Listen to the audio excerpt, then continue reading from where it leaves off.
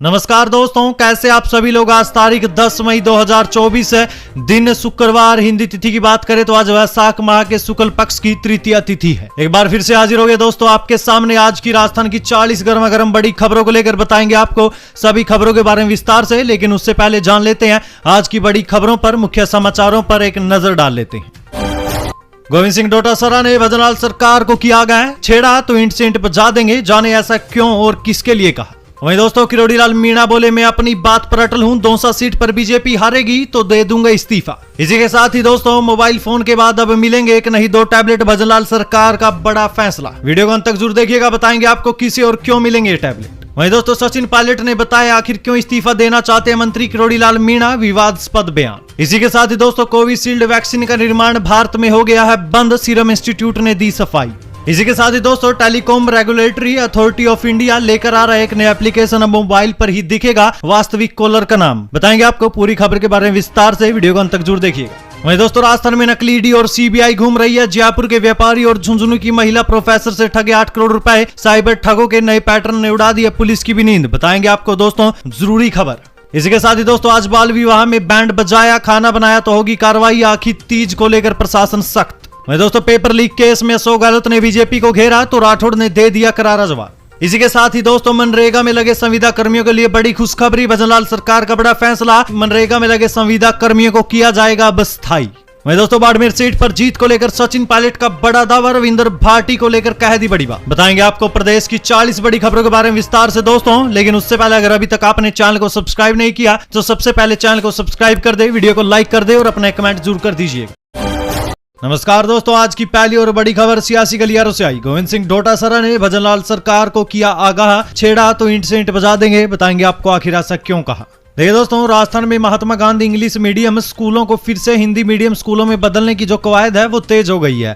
शिक्षा मंत्री मदन दिलावर ने अपने अफसरों को प्रक्रिया शुरू करने के निर्देश भी दे दिए हैं। इस मामले में अब कांग्रेस और भाजपा की ठन गई है। राजस्थान में कांग्रेस के प्रदेश अध्यक्ष गोविंद सिंह डोटासरा के बयान ने सबको चौंका दिया। डोटासरा ने भजनलाल सरकार को आगाह किया कि अगर उन्होंने अंग्रेजी मीडियम के स्कूलों को बदलने की कोशिश भी की तो सरकार को इसके गंभीर परिणाम भुगतने पड़ेंगे। वहीं पूर्व की अशोक गहलोत सरकार ने राजस्थान में लगभग 2070 सरकारी स्कूलों को अंग्रेजी मीडियम में तब्दील कर दिया था। इन स्कूलों को महात्मा गांधी अंग्रेजी मीडियम स्कूल का नाम दिया गया था। वहीं अब महात्मा गांधी अंग्रेजी मीडियम स्कूलों को हिंदी मीडियम करने पर गोविंद सिंह डोटासरा ने इस कार्रवाई को लेकर भजनलाल सरकार को कड़ी चेतावनी देते हुए कहा कि अगर अंग्रेजी मीडियम स्कूलों को हिंदी में बदला गया तो यह सरकार के पतन का कारण बनेगा। अगर सरकार इस पर आगे बढ़ती है तो आम आदमी, मजदूर और किसान सड़कों पर उतर आएंगे। आपका गोविंद सिंह डोटासरा के इस बयान का क्या कहना है? क्या आप उनके बयान का समर्थन करते हैं? अगर हाँ तो अपनी राय कमेंट सेक्शन में जरूर दें।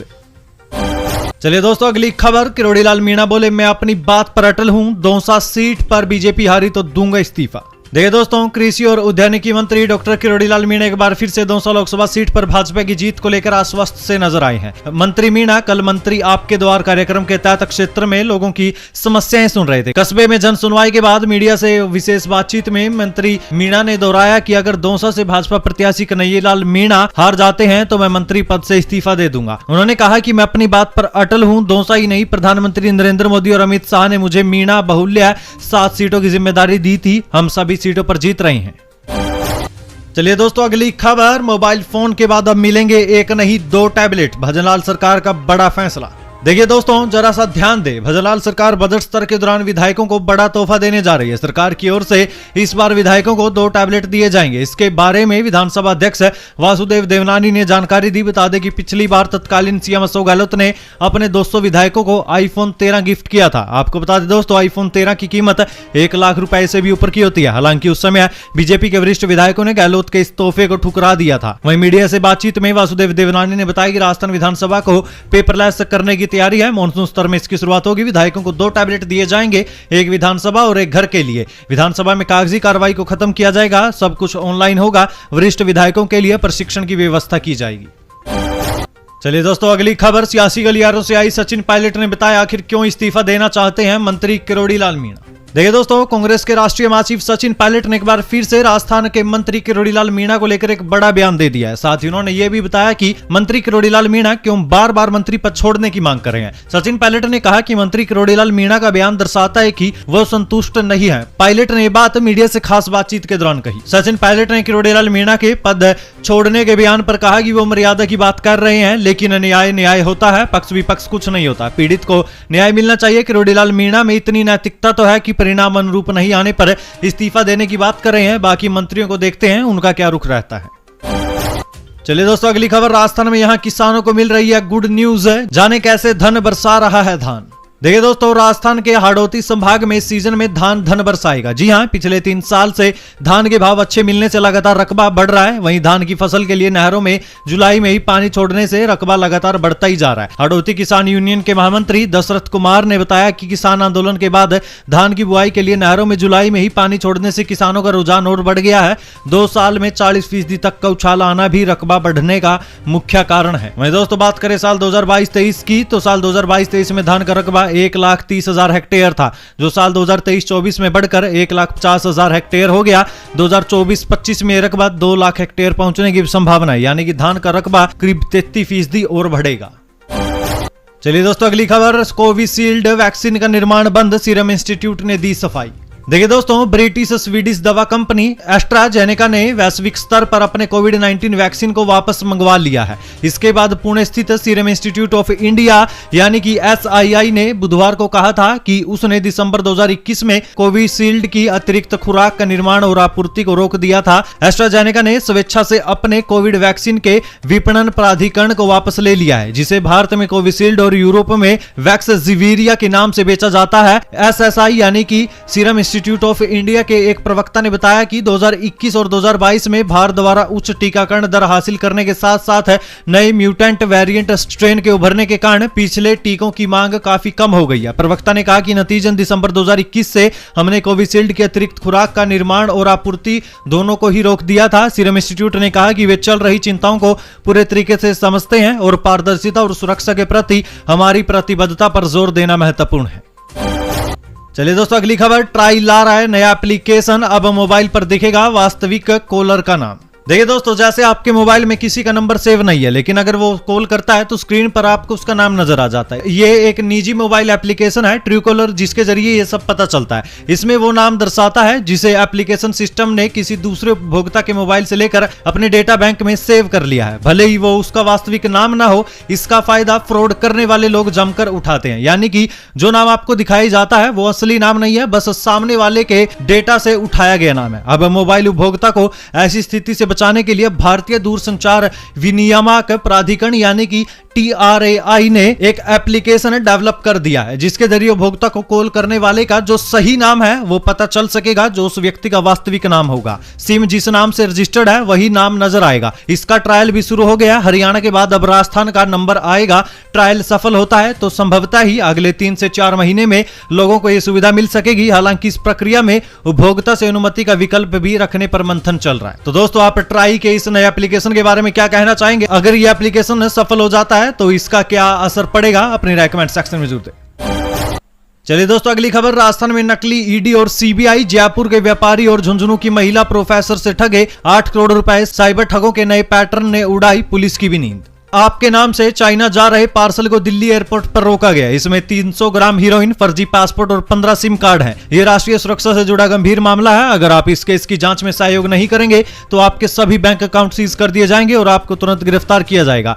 जयपुर में बजाज नगर के एक व्यापारी और झुंझुनू की एक महिला प्रोफेसर के पास आए इस तरह के फोन कॉल ने उनकी नींद उड़ा दी। सामने वाले व्यक्ति ने खुद को क्राइम ब्रांच और ईडी का अधिकारी बताते हुए कहा कि आपको ऑनलाइन मॉनिटरिंग में रहना होगा। साथ ही बदमाशों ने दोनों से 8 करोड़ रुपए तक की ठगी कर डाली। असल में यह साइबर ठगों का नया पैटर्न है। इसे क्राइम की दुनिया में डिजिटल अरेस्ट के नाम से भी जाना जाता है। राजस्थान में भी इस नए पैटर्न का इस्तेमाल कर सातिर बदमाश वारदात को अंजाम दे रहे हैं। इस नए पैटर्न से पुलिस भी परेशान है। अब सवाल यह है कि ऐसे मामलों से बचा कैसे जाए। तो चलिए दोस्तों, आप राजस्थान ब्रेकिंग न्यूज के व्यूअर हैं तो आपको इस बारे में जानकारी जरूर मिलेगी। देखिए, अगर आपके साथ डिजिटल अरेस्ट की कोशिश होती है तो आप उसे ऐसे फेल कर सकते हैं। पहले तो नार्कोटिक्स, साइबर क्राइम, IT या ED अफसर के नाम से ही कॉल आएगा, आपको वो गलती बताएंगे जो आपको पता न हो, आपको डिजिटल अरेस्ट करने की जानकारी देंगे। डिजिटल अरेस्ट में 24 घंटे 7 दिन एक कमरे में कैमरे के सामने रहना पड़ता है। डिजिटल अरेस्ट करने के लिए किसी को भी शिकार बनाया जा सकता है। जो लोग अपडेट नहीं रहते हैं उनके लिए डिजिटल अरेस्ट होने का खतरा ज्यादा रहता है। अगर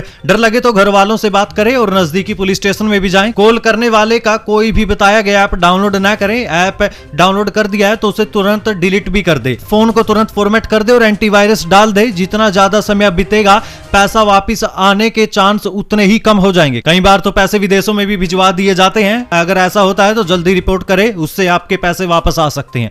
तो दोस्तों ये थे डिजिटल अरेस्ट से बचने के कुछ तरीके, तो आप इन्हें अपना सकते हैं अगर आपके साथ ऐसा कोई हादसा होता है। और इस वीडियो को अपने दोस्तों, रिश्तेदारों और भाई बंधुओं के साथ जरूर शेयर कर दीजिएगा ताकि वो भी ऐसे क्राइम से बच सके, डिजिटल अरेस्ट से बच सके, क्योंकि आजकल ये कुछ ज्यादा ही हो रहा है।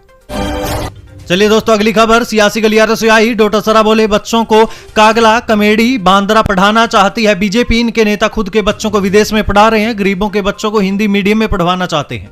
देखिए राजस्थान सरकार के Mahatma Gandhi English medium school का रिव्यू करने के फैसले को लेकर अब कांग्रेस प्रदेश अध्यक्ष गोविंद सिंह डोटासरा ने मोर्चा खोल दिया है। उन्होंने कहा कि प्राइवेट स्कूलों के साथ मिलकर बीजेपी सरकार इंग्लिश मीडियम स्कूलों को बंद करने की लगभग तैयारी कर ही चुकी है। सरकार के फैसले को कांग्रेस पार्टी किसी भी कीमत पर लागू नहीं होने देगी। वहीं डोटासरा ने कहा कि बीजेपी के नेता अपने बच्चों को तो विदेशों में और अच्छे कॉन्वेंट स्कूलों में पढ़ने भेजते हैं, लेकिन जब गरीब का बच्चा सरकारी इंग्लिश मीडियम स्कूल में पढ़कर अपना भविष्य बनाना चाहता है तो ये लोग उसको कागला कमेडी और बांद्रा पढ़वाना चाहते हैं, लेकिन कांग्रेस उन्हें ऐसा कभी नहीं करने देगी। दोस्तों क्या आप डोटासरा के बयान से सहमत हैं? तो अपनी राय कमेंट सेक्शन में जरूर दें।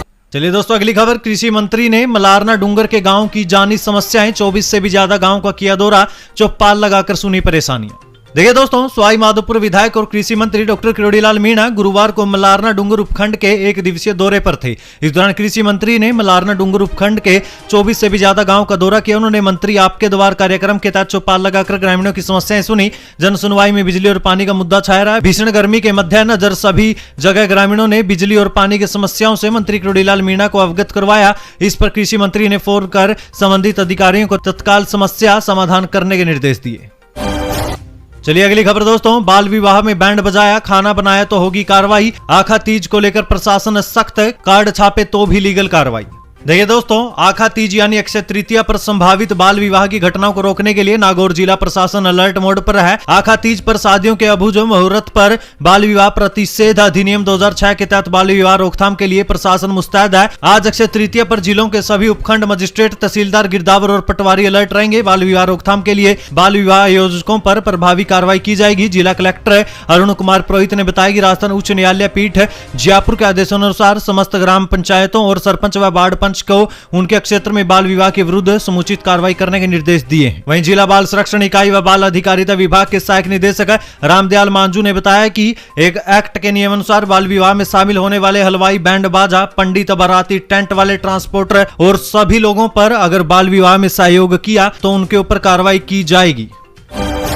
चलिए दोस्तों अगली खबर, सुधीर भंडारी पर हेल्थ मिनिस्टर खिंवसर के गंभीर आरोप है। कहा गड़बड़ियों के बाद भी बार बार मिला प्रमोशन। देखिए जयपुर के ऑर्गन ट्रांसप्लांट के फर्जी एनओसी केस में आखिरकार Rajasthan university of health sciences के कुलपति डॉक्टर सुधीर भंडारी ने अपने पद से इस्तीफा दे दिया है। पहले वो इस्तीफा देने से बच रहे थे, लेकिन सरकार की ओर से लगातार बढ़ती सख्ती के बाद डॉक्टर भंडारी ने कल राजभवन में राज्यपाल कलराज मिश्र से मिलकर अपना इस्तीफा सौंप दिया। भंडारी के इस्तीफे के साथ ही इस मामले में 3 बड़े डॉक्टरों का इस्तीफा हो चुका है। Rajasthan university of health sciences के वीसी डॉक्टर सुधीर भंडारी के इस्तीफे से पहले ऑर्गन ट्रांसप्लांट के लिए फर्जी एनओसी देने के मामले में सरकार ने एसएमएस हॉस्पिटल के प्रिंसिपल डॉक्टर राजीव बगरहट्टा और अधीक्षक डॉक्टर अचल शर्मा को बर्खास्त कर दिया था। चलिए अगली खबर दोस्तों, पूर्व एमएलए विवेक धाकड़ की मौत पर बढ़ी रार, सड़कों पर उतरे हजारों लोग, कलेक्ट्रेट तक किया मार्च। देखिए भीलवाड़ा जिले के मांडलगढ़ के दिवंगत पूर्व विधायक विवेक धाकड़ की संदेहास्पद मौत पर उठा बवाल अब थमने का नाम नहीं ले रहा है। अब तक धाकड़ परिवार के बीच चल रही लड़ाई अब सड़कों पर आ गई है। मांडलगढ़ से धाकड़ समाज के हजारों लोग भीलवाड़ा पहुंच गए थे। भीलवाड़ा मोदी ग्राउंड से मौन जुलूस के रूप में लोगों की भीड़ जिला कलेक्टर पहुंची। यहां पर प्रदर्शन के बाद कलेक्टर को ज्ञापन दिया और पूरे मामले में निष्पक्ष जांच की मांग की। वहीं एक ज्ञापन जस्टिस फॉर विवेक के नाम से बने संस्था ने भी कलेक्टर और पुलिस अधीक्षक को सौंपा। पित्रोदा ने उजागर की कांग्रेस की विभाजनकारी सोच है, यही कांग्रेस का असली चरित्र है, शेखावत का कांग्रेस पर हमला। देखिए, केंद्रीय जल शक्ति मंत्री गजेंद्र सिंह शेखावत ने इंडियन ओवरसीज कांग्रेस के अध्यक्ष सैम पित्रोदा की नस्लीय टिप्पणी के बहाने कांग्रेस पर जमकर हमला बोला है। केंद्रीय मंत्री ने कहा कि सैम पित्रोदा ने कांग्रेस का असल चरित्र उजागर कर दिया। कांग्रेस लोगों को जाति, संप्रदाय, क्षेत्र और भाषाई आधार पर विभाजित करना चाहती है। पित्रोदा ने अब इसमें नस्लीय पहलू भी जोड़ दिया है। गुरुवार को यहां भाजपा उम्मीदवार रवनीत सिंह बिट्टू के प्रचार के सिलसिले में लुधियाना पहुंचे शेखावत ने पत्रकारों से अनौपचारिक बातचीत में कहा कि इंडियन ओवरसीज कांग्रेस के अध्यक्ष पद से सैम पित्रोदा का इस्तीफा महज दिखावा है। असलियत तो यह है कि वो अब भी कांग्रेस के सलाहकार और राहुल गांधी के वैचारिक गुरु बने हुए हैं। चलिए दोस्तों, अगली खबर पेपर लीक से जुड़े मामले में आई। पेपर लीक केस में अशोक गहलोत ने बीजेपी को घेरा तो राठौड़ ने दिया करारा जवाब। देखिए, कैबिनेट मंत्री कर्नल राज्यवर्धन सिंह राठौड़ ने राजस्थान कांग्रेस पर हमला बोला। उन्होंने प्रदेश की पूर्ववर्ती गहलोत सरकार पर निशाना साधा और नीट यूजी 2024 पेपर लीक की खबरों को अफवाह का पुलिंदा करार दिया। इतना नहीं, उन्होंने पूर्ववर्ती कांग्रेस सरकार को राजस्थान में हुए पेपर लीक मामलों की जिम्मेदार भी बताया है। राज्यवर्धन सिंह राठौड़ ने सोशल मीडिया प्लेटफॉर्म एक्स पर लिखा कि एनटीए ने खुद नीट यूजी 2024 पेपर लीक की अफवाहों और झूठी खबरों को खारिज कर कहा कि नीट यूजी का प्रश्न पत्र लीक नहीं हुआ है। युवा हितैषी मोदी सरकार सिर्फ कहती नहीं है बल्कि करके दिखाती है। यही वजह है कि माननीय प्रधानमंत्री नरेंद्र मोदी के कुशल नेतृत्व में केंद्र सरकार ने सार्वजनिक परीक्षा अनुचित साधनों की रोकथाम विधेयक 2024 पारित कर युवा शक्ति को सख्त किया है। दरअसल दोस्तों, हुआ यूं था कि राजस्थान के पूर्व सीएम अशोक गहलोत ने पेपर लीक को लेकर बीजेपी सरकार को घेरने की कोशिश की थी, जिस पर राज्यवर्धन सिंह राठौड़ ने गहलोत पर पलटवार करते हुए कांग्रेस को लपेटा था।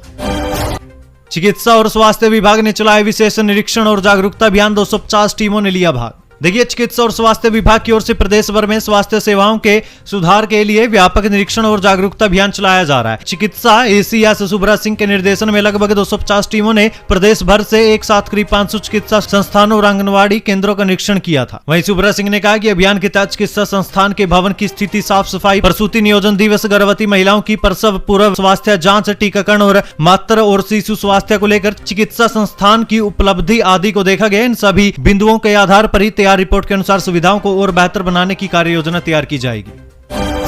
चलिए दोस्तों, अगली खबर राजस्थान में जल जीवन मिशन घोटाले में सीबीआई की एंट्री। कन्हैयालाल चौधरी ने की कांग्रेस पार्टी की जमकर आलोचना।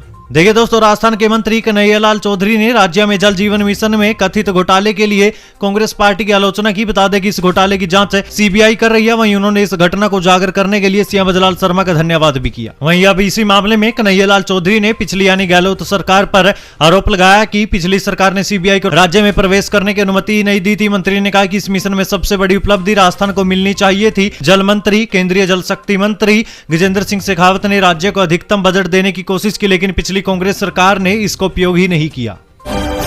चलिए दोस्तों, अगली खबर। ई मित्र संचालक रिश्वत लेते गिरफ्तार। श्रम विभाग से क्लेम पास करवाने की एवज में मांगे थे 1 लाख रुपए।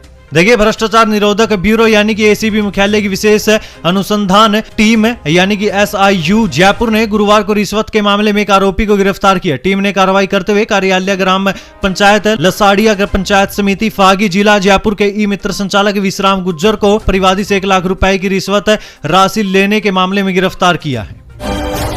चलिए दोस्तों, अगली खबर। भजनलाल सरकार का बड़ा फैसला। मनरेगा में लगे संविदा कर्मियों को किया जाएगा स्थायी।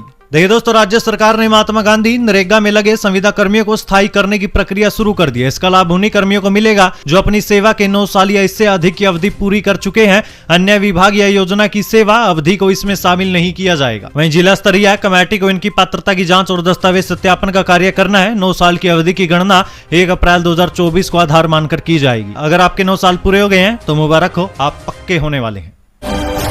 चलिए दोस्तों, अगली खबर सियासी गलियारों से आई। बाड़मेर सीट पर जीत को लेकर सचिन पायलट का बड़ा दावा। रविंदर भाटी ने ताकत से चुनाव लड़ा, लेकिन लोग जानते हैं हमें देश में सरकार बनानी है। देखिए दोस्तों, लोकसभा चुनाव को लेकर राजस्थान में 2 चरणों में मतदान संपन्न हो चुका है। वहीं प्रदेश की सबसे हॉट सीट में से एक बाड़मेर पर सभी की नजरें हैं। इस बीच राजस्थान के पूर्व उप मुख्यमंत्री और कांग्रेस नेता सचिन पायलट ने भी बाड़मेर सीट को लेकर बड़ा दावा किया है। मीडिया से बातचीत में पूर्व प्रदेश अध्यक्ष सचिन पायलट ने कहा कि रविंदर नौजवान है, उन्होंने चुनाव ताकत से लड़ा, लेकिन लोग जानते हैं कि हमें देश में सरकार बनानी है। व्यक्तिगत पसंद और नापसंद का मुद्दा नहीं है। सरकार बनाने के लिए कौन ज्यादा महत्वपूर्ण है, लोग इसको ध्यान में रखकर वोट करते हैं और बाड़मेर में भी ऐसा ही हुआ है। कांग्रेस नेता सचिन पायलट ने कहा कि बाड़मेर लोकसभा सीट से कांग्रेस के उम्मीदवार बेनीवाल भारी बहुमत से जीतेंगे। पायलट ने यह भी दावा किया कि बाड़मेर में बीजेपी तीसरे नंबर की पार्टी बनेगी। पायलट ने कहा कि बाड़मेर में बीजेपी की जमानत भी जब्त हो सकती है। उदयपुर में बनी दुनिया की सबसे सस्ती सोने की चेन 11 महीने में हुई तैयार। कीमत सुनकर लोग हैरान। देखिए दोस्तों, देश भर में सोने का भाव हर दिन आसमान छू रहा है। ऐसे में बीते दिन 24 कैरेट सोना 73,570 रुपए प्रति ग्राम रहा, वहीं 22 कैरेट सोना 63,685 रुपए रहा। ये भाव ऊपर नीचे भी हो सकते हैं। ऐसे में हम सोच सकते हैं कि कम से कम लागत की भी सोने की चेन हजारों में बनेगी। बढ़ती महंगाई के बीच उदयपुर में मात्र 40 रुपए में सोने की चेन बनकर तैयार हुई है। ये विश्व की सबसे सस्ती और सबसे कम वजन वाली चेन है। जी हाँ, अब सवाल ये उठता है कि चांदी की चेन, अंगूठी या अन्य कोई जेवर इतना सस्ता नहीं हो सकता, तो सोने की चेन इतनी सस्ती कैसे बन गई? दरअसल उदयपुर में शिल्पकार इकबाल सक्का है, जो विश्व भर में सूक्ष्म वस्तुएं बनाने में माहिर है, यानी छोटी। इकबाल सक्का शिल्पकारी में 100 से भी ज्यादा विश्व रिकॉर्ड अपने नाम कर चुके हैं। अब उन्होंने ये कारनामा करके दिखाया है।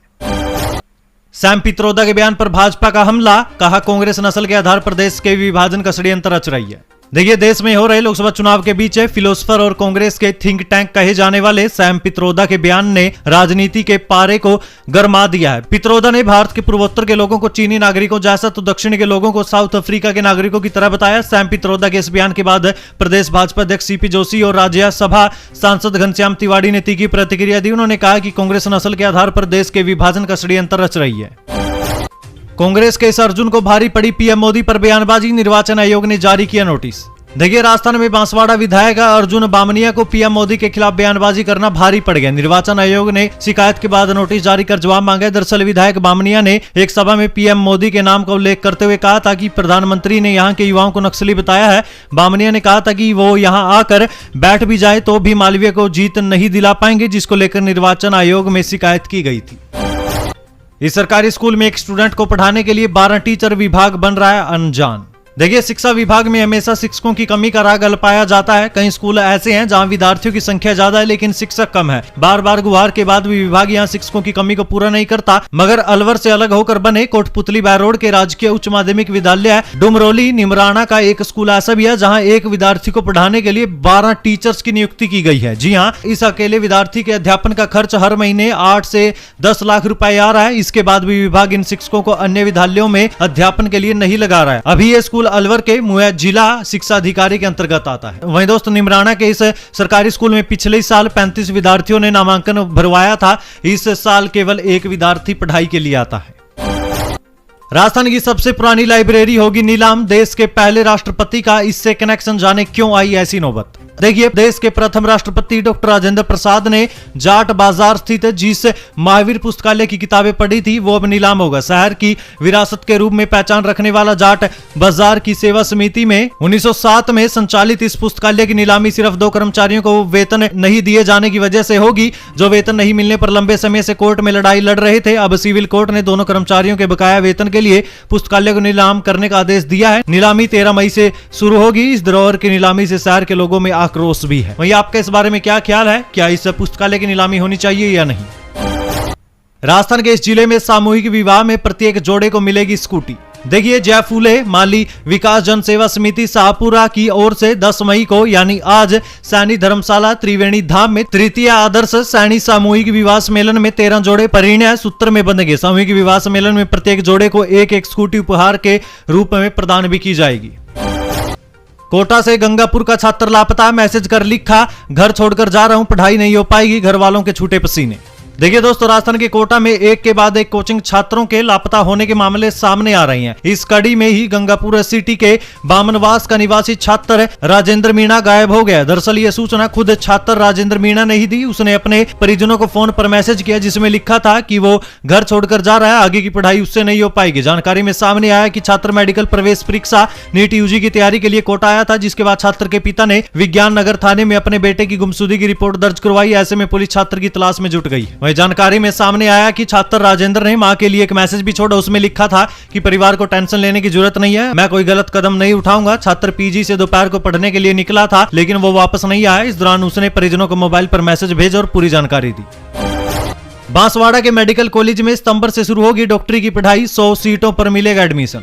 देखिए, बांसवाड़ा में संभागीय मुख्यालय पर पहला मेडिकल कॉलेज आगामी सितंबर से शुरू हो सकता है। पहले बैच के दाखिलों के साथ ही कॉलेज में डॉक्टरी की पहले साल की पढ़ाई भी शुरू हो जाएगी। बांसवाड़ा रतलाम मार्ग पर साई मंदिर के निकट निर्माणाधीन कॉलेज भवन में पढ़ाई शुरू करने के लिए जरूरी आधारभूत काम जल्द पूरे करने की कोशिश की जा रही है। मेडिकल कॉलेज के भवनों के निर्माण कार्य ने पिछले कुछ समय में गति पकड़ी। ऐसे में अब मुमकिन है कि पहले फेज के निर्धारित काम पूरे होंगे। एनएमसी की मुहर लगने पर सितंबर 2024 में कॉलेज का पहला बैच प्रारंभ हो सकेगा। यहाँ 100 सीटों पर प्रवेश मिलेगा। पहले फेज के तहत 3 मंजिलों में मुख्य निर्माण कार्य पूरा हो चुका है, पर फिनिशिंग, प्लम्बरिंग, इलेक्ट्रिक और पुताई सरीखे कार्य ही कुछ प्रतिशत बचे हुए हैं। और यही स्थिति गर्ल और बॉयज हॉस्टल और मेंस ब्लॉक की भी है। चलिए दोस्तों, स्वास्थ्य को लेकर भी एक खबर आई है। कम नमक खाए पर पूरे तरीके से न छोड़े, डॉक्टरों ने बताया आखिर क्यों। देखिए दोस्तों, हमारे खाने का स्वाद बढ़ाने वाला नमक सेहत के लिए जरूरी तो है, लेकिन इसकी ज्यादा मात्रा खतरनाक भी हो सकती है। खासकर दिल की सेहत के लिए तो नमक का ज्यादा सेवन बहुत ही खतरनाक हो सकता है। पिछले साल विश्व स्वास्थ्य संगठन यानी कि WHO ने बताया था कि ज्यादा नमक, जिसमें मुख्य तौर पर सोडियम होता है, दुनिया भर में बीमारी और मौत का एक बड़ा कारण है। हालांकि शरीर के लिए थोड़ा नमक जरूरी होता है। ये शरीर में पानी का संतुलन बनाए रखने, एसिड को ठीक रखने, नसों में संदेश पहुंचाने और कोशिकाओं को ठीक से काम करने में मदद करता है। लेकिन जितना ज्यादा नमक खाना बुरा है, उतना ही कम खाना भी सेहत के लिए ठीक नहीं है। डॉक्टर प्रभात रंजन सिन्हा का कहना है कि किडनी शरीर में नमक की मात्रा को कंट्रोल करती है, इसलिए शरीर को एक सीमित मात्रा में नमक की जरूरत होती है। विश्व स्वास्थ्य संगठन के अनुसार रोजाना 5 ग्राम नमक खाना ठीक है, लेकिन इससे कम नमक खाने से कोमा जैसी गंभीर बीमारी भी हो सकती है। तो दोस्तों, ये खबर अपने दोस्तों और परिवारजनों के साथ जरूर शेयर कर दीजिएगा। अगर आप में से कोई ज्यादा नमक खाता है या बिल्कुल ही नहीं खाता, तो उन्हें ये खबर जरूर दिखा दीजिएगा, ताकि उन्हें भी पता चल सके कि नमक ज्यादा भी ना खाना चाहिए और कम भी नहीं खाना चाहिए। चलिए दोस्तों, आज की आखिरी खबर, सूख गया जगर बांध का हलक, राजस्थान में पानी के लिए अब मानसून का इंतजार। देखिए दोस्तों, हिंडौन सिटी जिले का दूसरा बड़ा जगर बांध का हल्का भीषण गर्मी के दौर से पहले ही सूख गया है। 24 क्षेत्र सहित आसपास के गांव के भूजल स्तर को संवारने वाला जगर बांध 1 महीने से खुद प्यासा है। पानी के अभाव में बांध का पेटा सपाट मैदान नजर आने लग गया। अब जल संसाधन विभाग को बांध में जल भराव के लिए मानसून का इंतजार है।